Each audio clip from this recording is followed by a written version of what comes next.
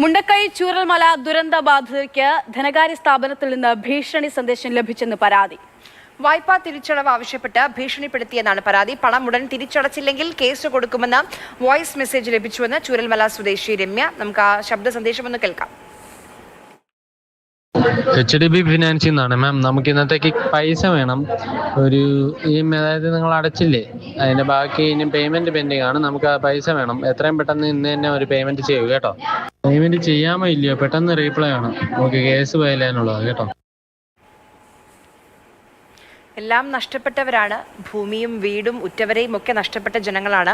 സർക്കാർ ഇവരുടെ വായ്പാ തിരിച്ചടവുമായി ബന്ധപ്പെട്ടൊക്കെ കൃത്യമായ നടപടികൾ സ്വീകരിച്ചുവെന്നും പറഞ്ഞതാണ്. പക്ഷേ ആ ഇടയ്ക്കും എങ്ങനെയെങ്കിലും ഒന്ന് മുന്നോട്ട് പോകാൻ ശ്രമിക്കുന്നതിനിടയിലാണ് ഈ രീതിയിലുള്ള ഭീഷണി സന്ദേശങ്ങളൊക്കെ അവർക്ക് ലഭിക്കുന്നത്.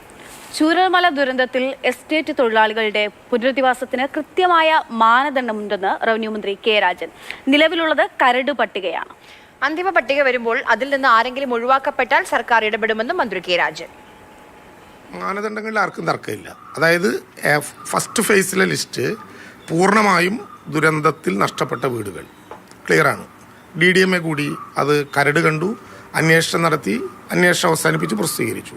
ഒരു ഫൈനലൈസ് ചെയ്യുമ്പോൾ അങ്ങനെ ഏതെങ്കിലും വിധത്തിൽ ക്ലറിക്കൽ ഒമിഷനോ അതല്ലെങ്കിൽ സാങ്കേതികമായി മാറ്റപ്പെട്ടതോ ആയ വീടുകളുണ്ടെങ്കിൽ അതുകൂടി ഉൾപ്പെടും എന്നാണ് ഞാൻ പ്രതീക്ഷിക്കുന്നത്. DDMAക്കാണ് അതിൻ്റെ അധികാരം നമ്മൾ കൊടുത്തിട്ടുള്ളത്.